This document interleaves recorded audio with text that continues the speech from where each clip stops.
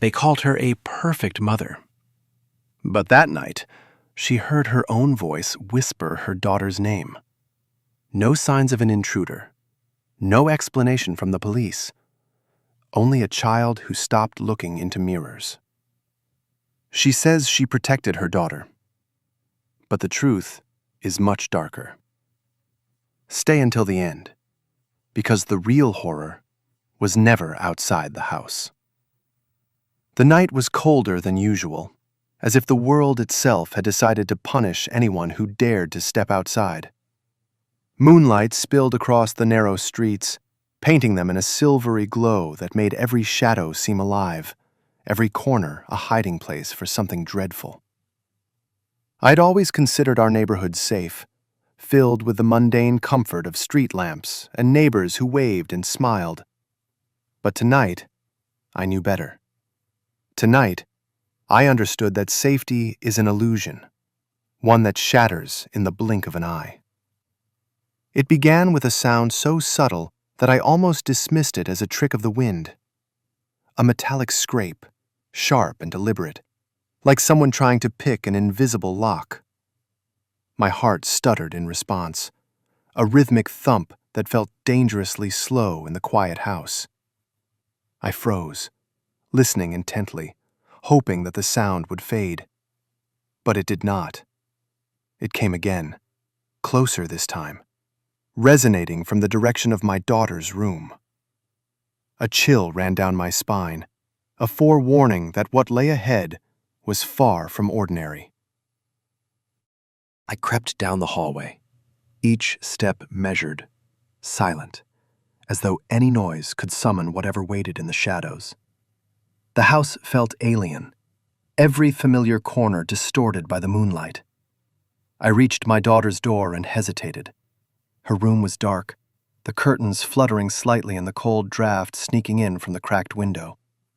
Normally, she would be asleep, curled beneath her blanket, dreaming her childish dreams of unicorns and faraway lands.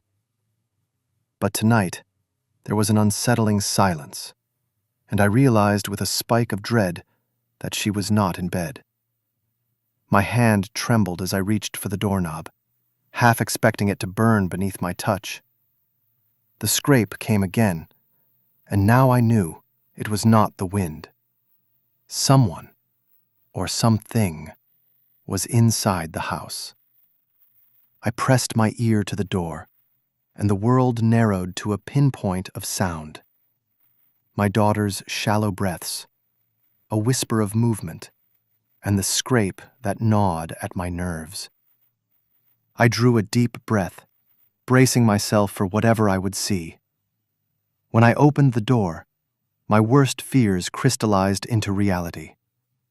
A shadow stood near the window, elongated and motionless, as if the night itself had stepped into my home.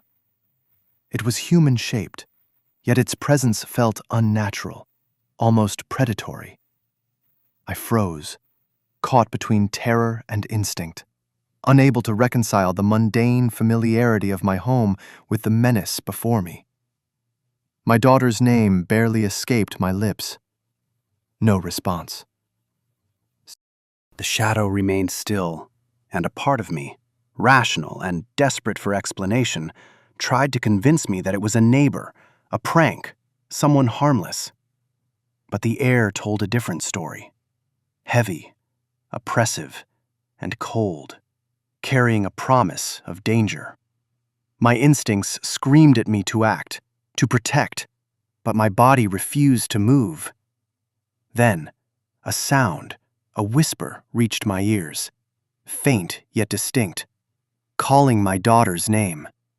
It was not just a voice, it carried intent, malevolent and precise. I felt a surge of protective fury rise in me, a primal response that bypassed fear. Whatever this shadow was, it would not touch her while I drew breath.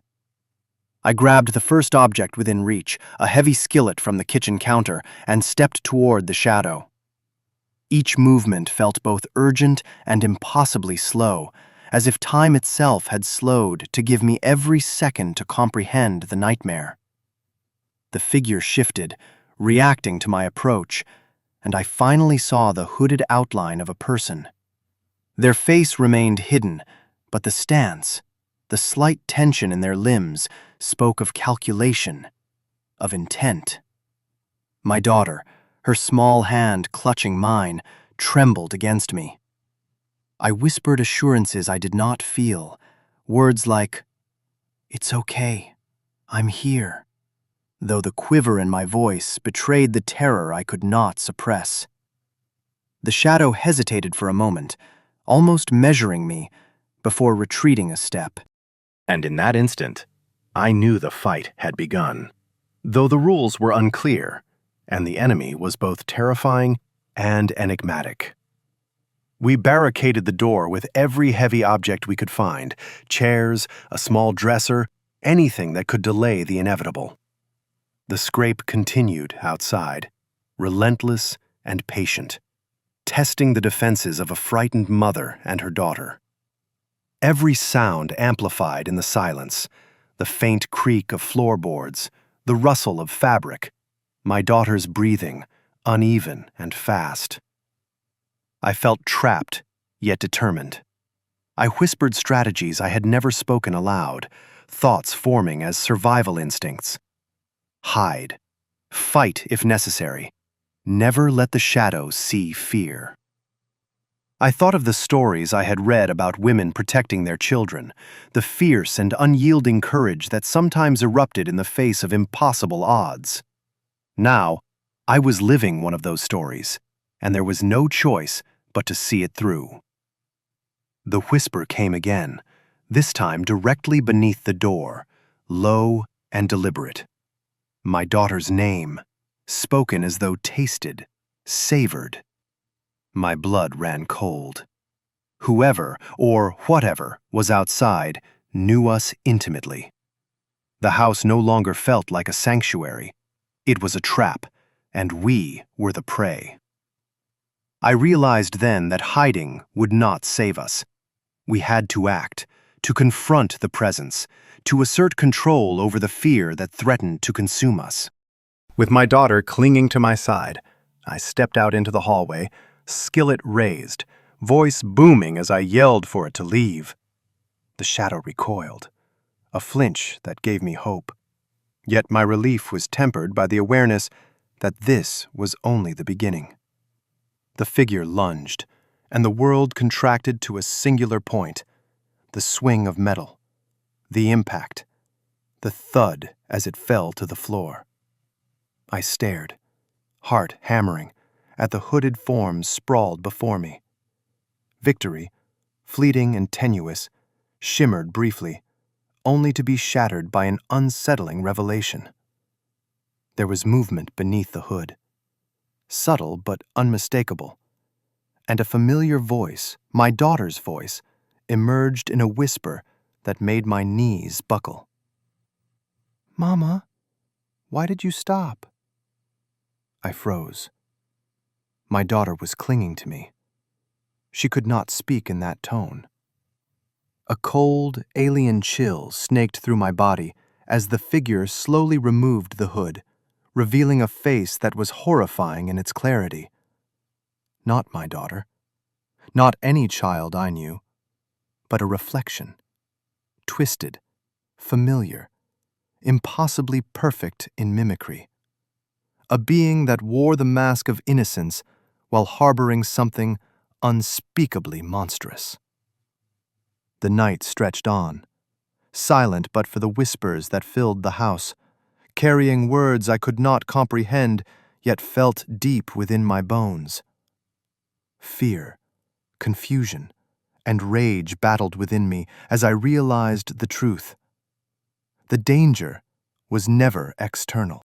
It had always been closer, something that could imitate, infiltrate, and shatter reality.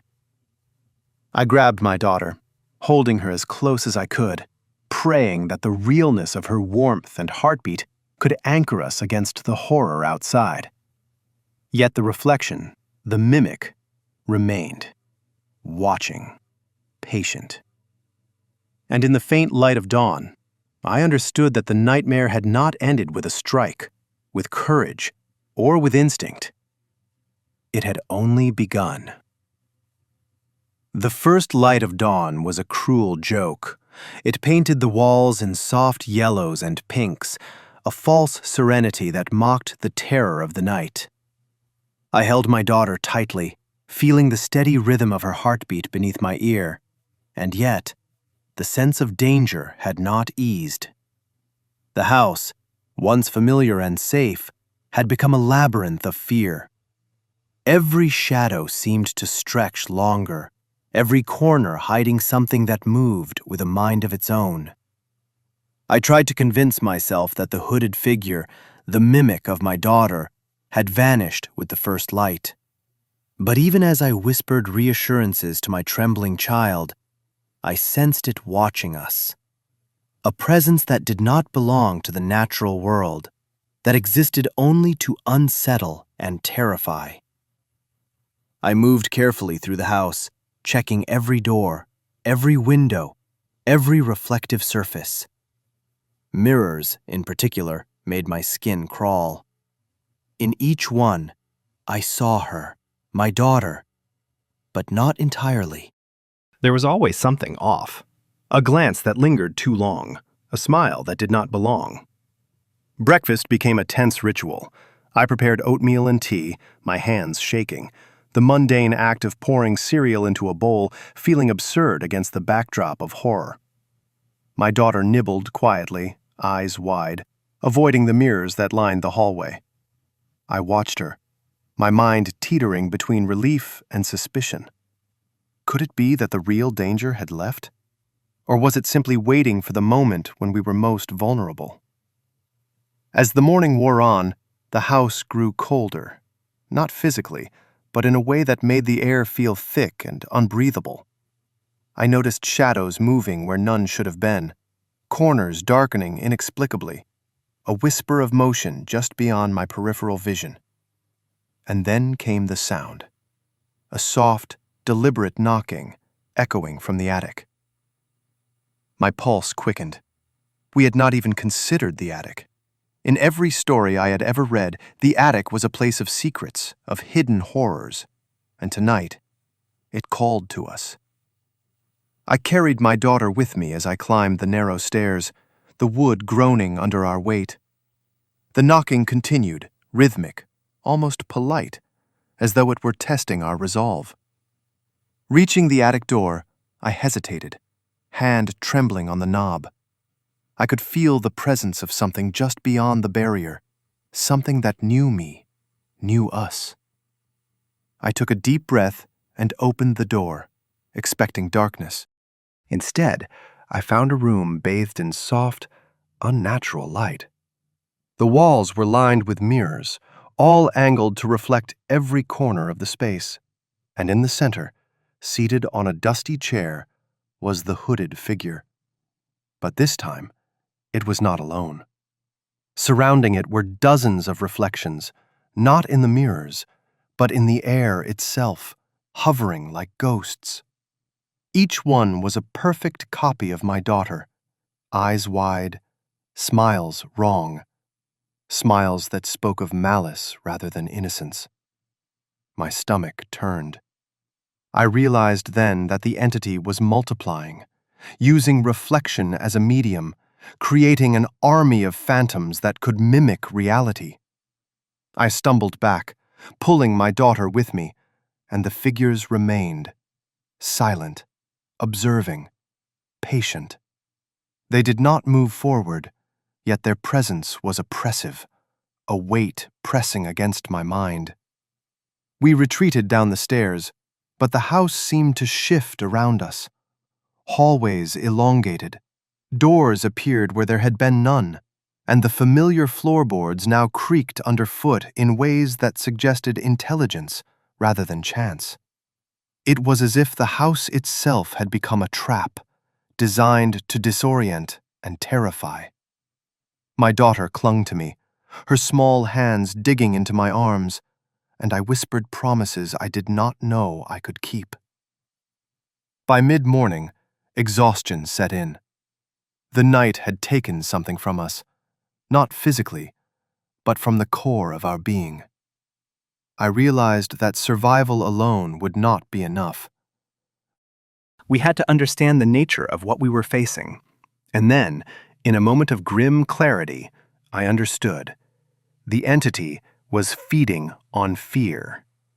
The more we allowed ourselves to tremble, to doubt, to panic, the stronger it became. I began to test the boundaries. I forced myself to step into the center of the living room, raising my voice in defiance, shouting at the shadows. They did not attack, not yet. They simply observed, mirrored my words with silence, a reminder that confrontation was only part of the battle. I needed strategy, cunning, a way to turn the house itself against the intruder. The first breakthrough came by accident. I noticed that one mirror in the hallway did not reflect the room correctly. Instead, it showed an empty space, the opposite wall of the house, devoid of shadows or phantoms. I realized that not all mirrors were gateways. Some were merely observers, and some could be manipulated. I spent hours testing, carefully moving objects, noting which reflections altered and which remained steadfast. By late afternoon, I had a plan. If the entity multiplied through fear and reflection, then I needed to eliminate its mirrors, trap it within its own projections. I began covering mirrors with blankets, shattering frames, turning reflective surfaces into voids. Each act of destruction made the air lighter, the oppressive weight easing slightly. My daughter helped where she could, dragging small objects to block mirrors, her small hands trembling but resolute. But the entity was cunning. Every time I destroyed a mirror, another phantom appeared elsewhere, seemingly from nowhere. It was learning, adapting to our methods, anticipating our moves. And then came the whisper, the unmistakable voice of my daughter, but warped, cruel. "Why are you hiding, Mama? We're just playing." My heart stopped.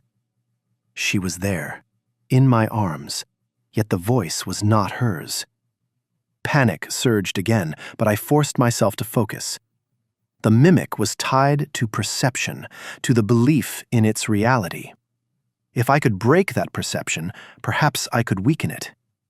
I spoke to it directly, addressing it as an entity, not as my daughter. "You are not real," I said, voice steady despite the tremor in my chest. "You cannot hurt us." The mirrors flickered, phantoms wavering. A moment of hope surged through me. I realized that courage, not fear, was our weapon. But the entity was clever. It began to attack indirectly, warping the reflections of familiar objects into grotesque shapes, turning everyday furniture into monstrous silhouettes. The house itself became a maze of terror, and the line between reality and illusion blurred. Hours passed like this, a relentless struggle of endurance, perception, and willpower. My daughter remained close, trusting me, her small body a reminder of what was truly real. Yet, even in moments of brief respite, I felt the entity's gaze, cold and patient, waiting for the moment we faltered. By nightfall, exhaustion threatened to claim me. I realized that this battle could not be won by brute force or strategy alone. There was something more fundamental, a truth I had overlooked. The entity fed not only on fear, but on doubt, on the cracks in our belief in reality. If we could maintain absolute certainty in our perception, perhaps we could survive. Perhaps we could reclaim our home. And then, as midnight approached once more, a final test came. The lights flickered, shadows merged, and I felt a presence behind me that was too close, too heavy to ignore. I turned, ready to confront it. and what I saw made my blood run cold. The mimic had taken a form I could not anticipate. Not my daughter, not me, but something entirely new. Something that reflected the deepest, most unspoken fears I had carried for years.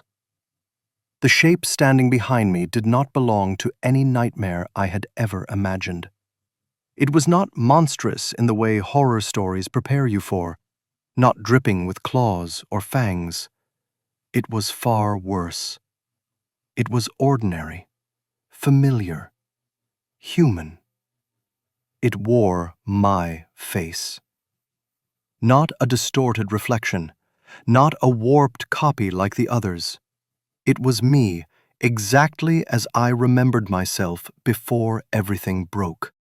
The same tired eyes, the same faint scar above the eyebrow from a childhood fall, the same posture of a woman who had learned to carry the weight of the world quietly. It smiled at me with a tenderness that made my stomach turn.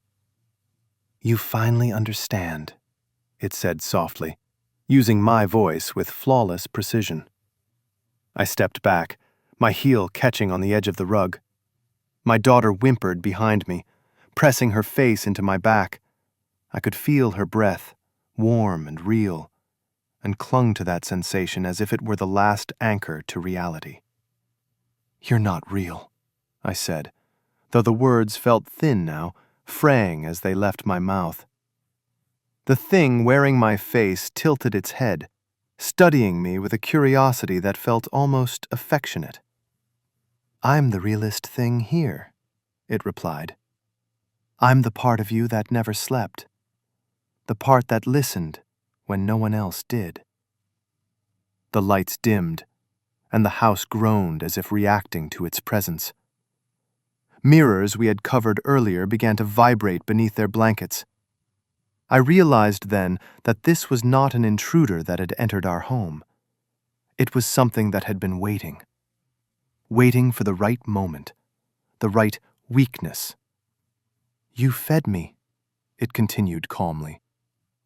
"Every night you lay awake, wondering if you were enough. Every fear you swallowed so she would not see it. Every doubt you buried because there was no one to share it with." I felt something inside me crack. Memories surfaced uninvited. The endless nights working double shifts. The apologies whispered to my sleeping daughter. The quiet resentment I never allowed myself to acknowledge. I had told myself I was strong. I had told myself I had no choice. The thing smiled wider. "I grew in the silence," it said. "And when fear finally spoke out loud, I learned how to answer." The mirrors burst free of their coverings. Reflections flooded the room, but this time they were not of my daughter. They were all me. Dozens of versions, each one showing a different exhaustion, a different failure, a different moment where I had almost broken. The room felt impossibly small, crowded with my own faces staring back at me with accusation and pity. My daughter cried out my name, and that sound cut through the chaos like a blade. I turned to her, dropping to my knees, gripping her shoulders. "Look at me," I said urgently. "Just me, not them. Do you hear me?" She nodded, tears streaming down her face. I pressed my forehead to hers, breathing her in, grounding myself in the reality of her presence. For a moment, the reflections flickered. The thing wearing my face laughed softly. "You cannot protect her from yourself." That was when the truth hit me with brutal clarity. This entity was not here to hurt my daughter, not directly. It was here to replace me. Every fear, every suppressed thought, every moment I had wished I could disappear for just one night without consequence, had shaped it. And now it wanted what I had built, what I had bled for. "You can rest," it whispered. "Let me take over. I would not be tired. I would not be afraid. I would not hesitate." The house responded to its words, the walls breathing, shadows stretching toward me. I realized this was the final test. Not courage, not strength. Ownership. I stood slowly, pulling my daughter behind me. "You're right," I said, my voice steady in a way it had never been before. "I am afraid. I am tired. I have doubted myself every single day." The reflections leaned in, attentive. They called her a perfect mother.